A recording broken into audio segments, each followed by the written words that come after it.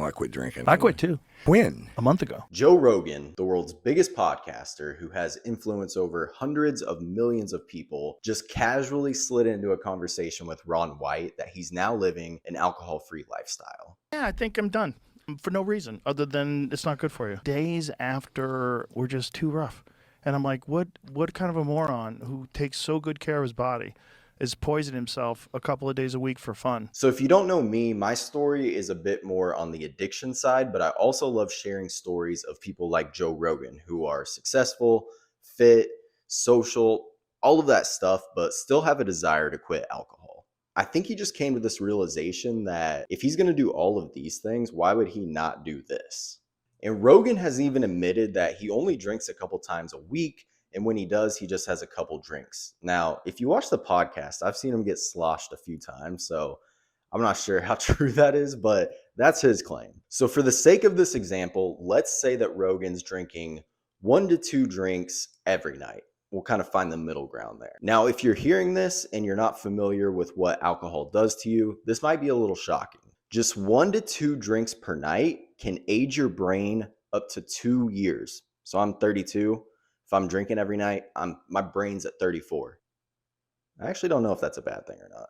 Okay, 1 to 2 drinks also increases your chance of getting cancer by 15%.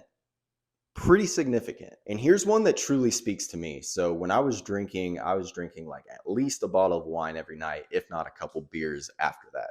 So I know it's pretty common for people to have 1-2 glasses of wine before bed. There's studies about that being good for you, which are false. But just 1 to 2 drinks a night, significantly going to interrupt your REM sleep, which leaves you fatigued the next day. You're not healing your brain properly. That's where like learning happens. When you go to sleep and you're not hitting REM, you're not learning or absorbing that information, processing your feelings from that day. Not to mention, you're just waking up behind the 8 ball. While this may feel like it came out of nowhere, Joe Rogan's actually talked about sobriety with a number of guests, including Nikki Glaser. When was the last time you drank? 2011, December 9th. I just had a couple beers to close out the evening. I was at a point in my life where it was like, this has got to stop because my hangovers were getting so ridiculous. And Theo Vaughn. I realized sometimes my alcohol was almost my feelings. I would use my feelings almost like an alcohol. Like if I had feelings, I would be like, oh, let's keep feeling them, you know? And I'd get stuck in this kind of like, this is how I feel all the time, you know? So let's map out a few reasons that I believe Joe Rogan decided to live an alcohol-free lifestyle. Number 1 is stopped working. Now, I'm not sure if this is controversial in the sobriety space or not. There's a time in life where alcohol worked for me. It did make me more social. It did take away stress. It did make me feel more confident. But over time, you're actually slowly losing confidence. And here's what I mean by that. It's all fun and games when you're going on a first date and you have a shot or 2 before and you loosen up and you're feeling good and you get there. But what we don't realize is that we're actually losing confidence when we do that, because we're training our brain that if we're going to do anything outside of our comfort zone, we need some liquor in us first. We need that liquid courage. And that may not seem like a big deal to do once or twice. And to be honest, it's probably not. But if you were like me and you started doing that over and over and over, I even got to the point where I was drinking before work interviews because I just got so worked up that I needed to calm myself down. Pretty much any stressful situation, I was drinking before it happened, including the first day of work. I would go into an office drinking. Number 2 is mental clarity and performance. If you know anything about Joe Rogan, he's got a supplement for everything, right? He takes like Alpha Brain before he does UFC events. He's in the ice tub. He's doing the sauna. Anything this guy can do to optimize his body and brain, he's doing it. And personally, I just think Rogan probably got to the point where he was hanging out with his friends, doing the stuff that he always does. And he was like, you know what? I don't have to have alcohol to have fun with my friends. Like, these are my friends.